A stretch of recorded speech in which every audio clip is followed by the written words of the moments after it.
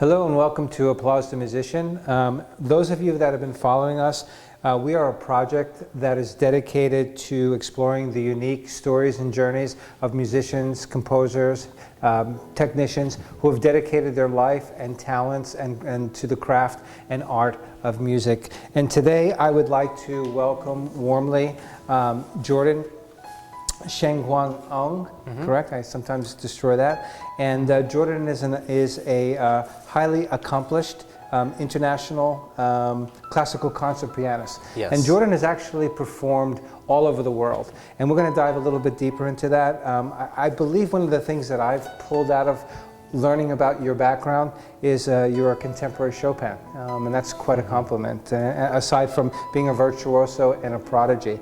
So you've done so much, and I think aside from all of the things that you've done, you know, you've also understood that the music and the composition, but you've also written for film, and you were awarded with that. So I have many questions for you, and I'd like to share most of them with the audience, but what I'd like to do, Jordan, is let's just go, maybe start at the beginning of where you started, because I know you started very, very young playing the piano, and I know you come from a musical family.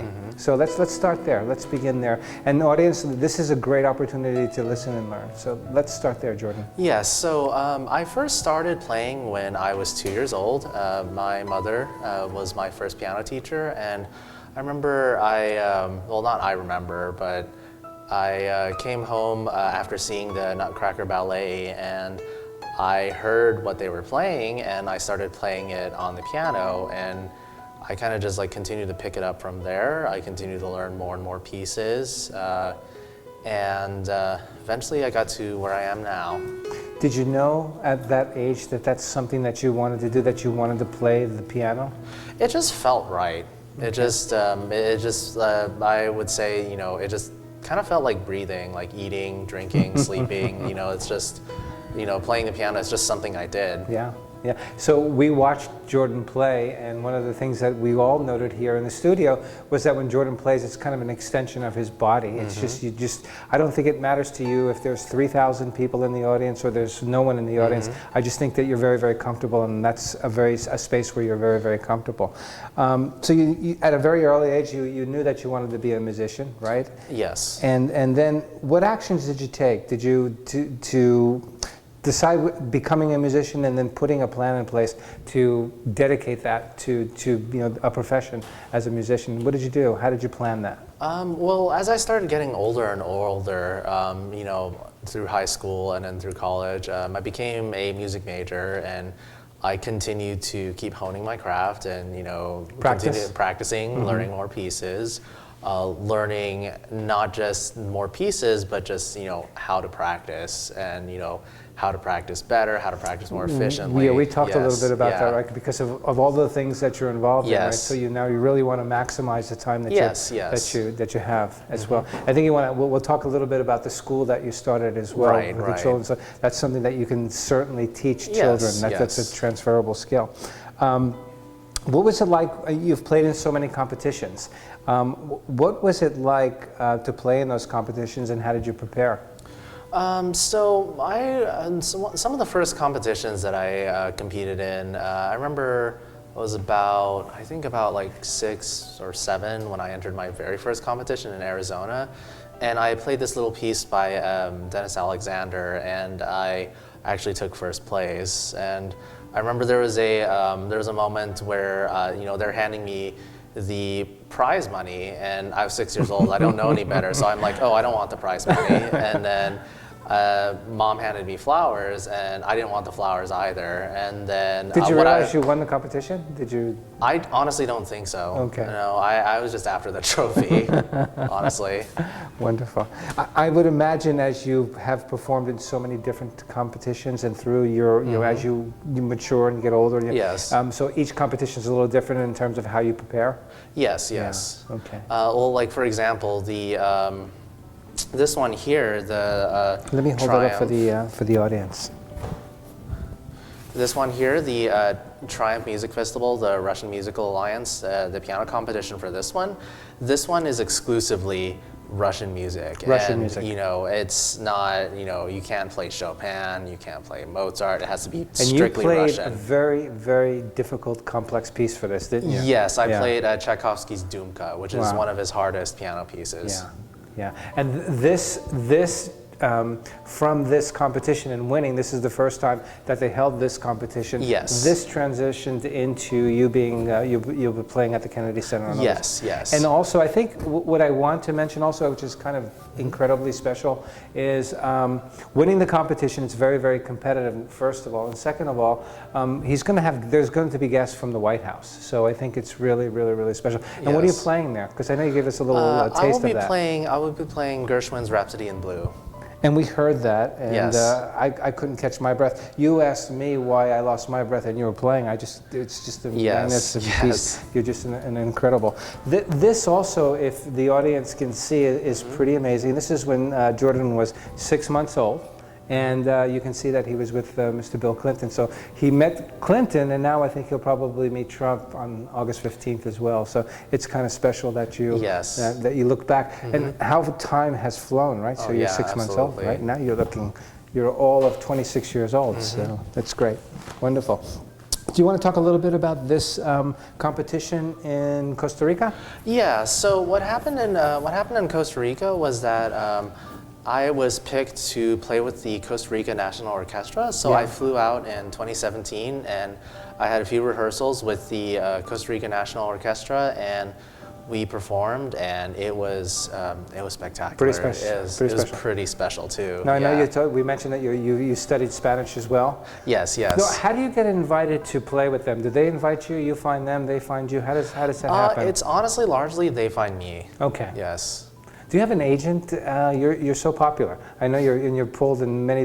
How did they just find you and say, "I want an internationally acclaimed young artist"? I have my mentor and my professor, Dr. Sergei Kuznetsov. He's very connected in the music world, and he finds a lot of opportunities he finds a lot of opportunities for his students to perform and to essentially like ascend to stardom. And it's also an opportunity that I also like to share with my own students as well. Absolutely. Like for example, with the Kennedy Center, one of our students has also been picked to join up with the Kennedy Center. So is he going to play on the 15th as well? I believe so, yes. Oh wow, that's pretty special. That's really, really special. In 2018, you won the first prize. We're talking about that, the Russian Music Alliance. That was the first time that happened. That was a very specific competition, right? That was the first time that that was a stage competition.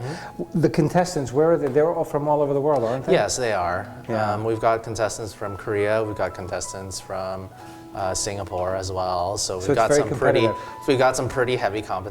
Very but good. you know, I'm going to high five you again because I think that's pretty special. I'm sure mom and dad are very, very proud of you. They and are. sisters, because I know you have a big family as well.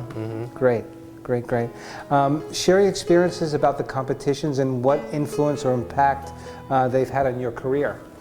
Well, the competitions have been pretty. They've been pretty eye-opening in general, and they've done nothing but, you know, broaden my perspective, broaden my horizon, and I think that's something that's like very important as a musician, because you know, and not just like as a musician, but as a person as a whole. Like we all have a tendency to kind of like stay with what's comfortable and, you know, box ourselves in, and like we're like, okay, we can only do this, we can only do that, and you know, it's, to be quite honest, it can get a little bit boring. It can get very boring very quickly. It's always just like seeking the next mountain to climb. So you continue to challenge yourself. Of course. Absolutely. And that's how you've grown. Yes, and absolutely. I think that's a good message for everyone, right? Just don't box yourself in, and open your eyes to other experiences and other challenges that are available to you. So that kind of lends itself to, you know, you worked on film as well, and you wrote scores for that. Can we talk a little bit about that?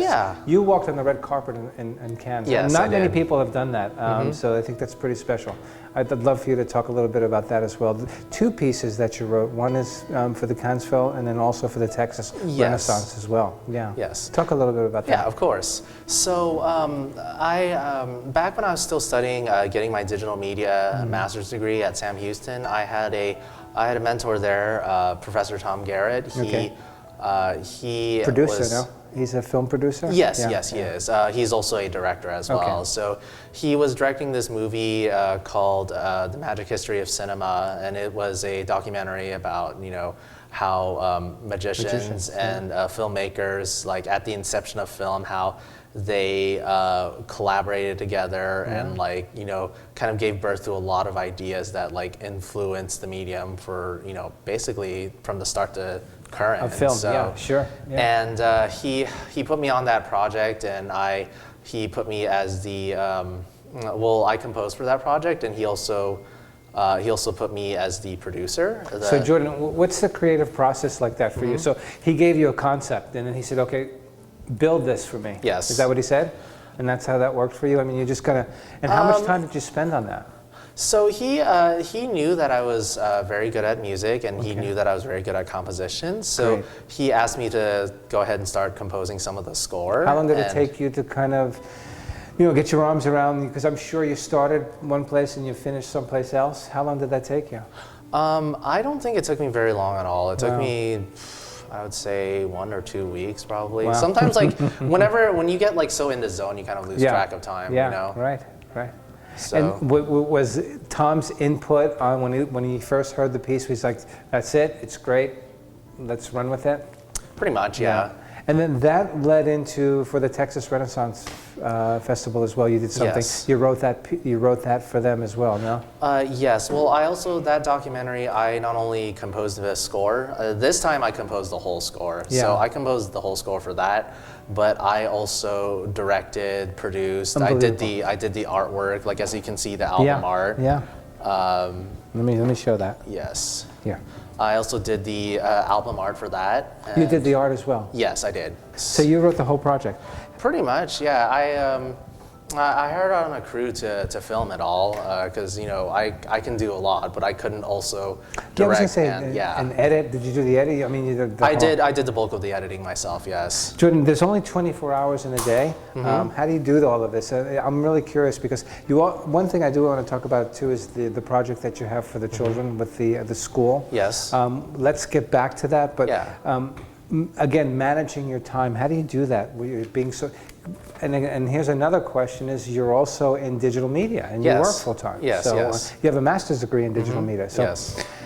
let's go there first. Let's start with that background that you have. Maybe that's kind of what happened here, and when you designed and edited and kind of created. So let's talk a little bit about your digital media perspective. One of the things I've always always been very good at is I've always been very good with computers. I've been good with technology, and you know I can't really quite explain it, but I would just pick things up like that. It's you like know, the piano. and exactly. I Yeah. picked up IT skills. I picked up Photoshop, Adobe Premiere, Adobe self-taught. XD. Yeah, all self-taught. Yeah. Yeah, it's and so I just continue to keep picking up skills, and I eventually got my master's in digital media. And Where did you study? Where did you get the master's from? Where? I got my master's from Sam Houston. Sam Houston. Okay, great. And I know we talked a little bit. You were there. You weren't really looking for. I mean, you were out there looking for something when you graduated, and then this opportunity just kind of fell in your lap. And yeah.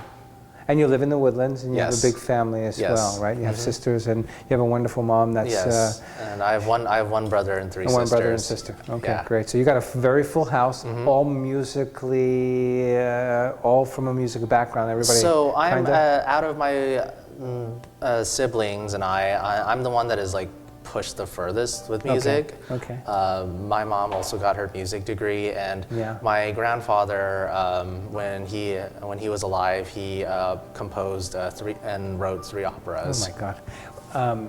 Published operas, things that we would know, or he wrote China Soul, and there's another one. I forget the title. It's in Chinese. What is it? Kublai Khan. Kublai Khan. Okay. Unbelievable. And how does that? I don't know how to translate that. I'm not. My Chinese is terrible. But we'll find out. We'll figure it out. We'll find that.